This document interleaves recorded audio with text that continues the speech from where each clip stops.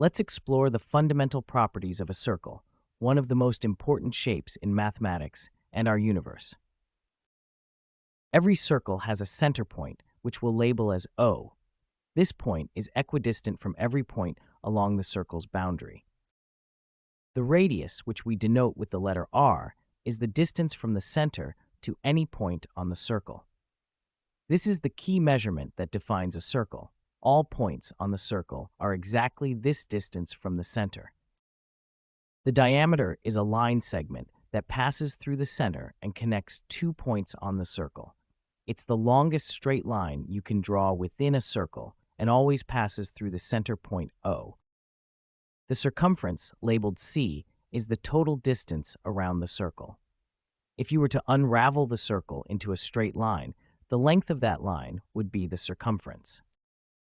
Now let's examine the mathematical relationships between these elements. These relationships hold true for any circle, regardless of its size. The first relationship is that the diameter equals twice the radius. This makes intuitive sense since the diameter spans the entire width of the circle through its center, while the radius only extends from the center to the edge. The second relationship is that the circumference equals 2 pi times the radius.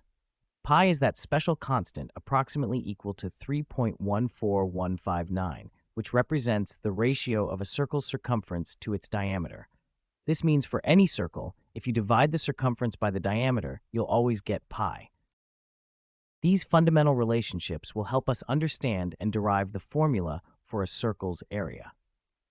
Just as the circumference relates to the radius, we'll see that the area also has a special relationship with the radius.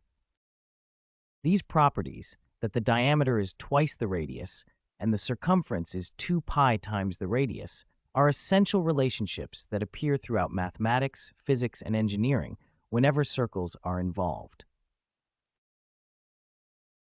Let's start with a square, a shape whose area formula is familiar to most of us and will help build our intuition.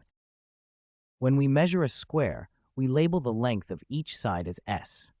Each side has the same length, which is the defining characteristic of a square. To find the area of a square, we multiply its side length by itself. This gives us s times s, or s squared.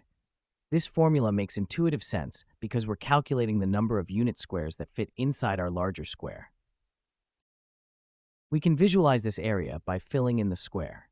Each unit of area corresponds to a 1 by 1 square, and we can see how these units tile the entire shape perfectly. Now let's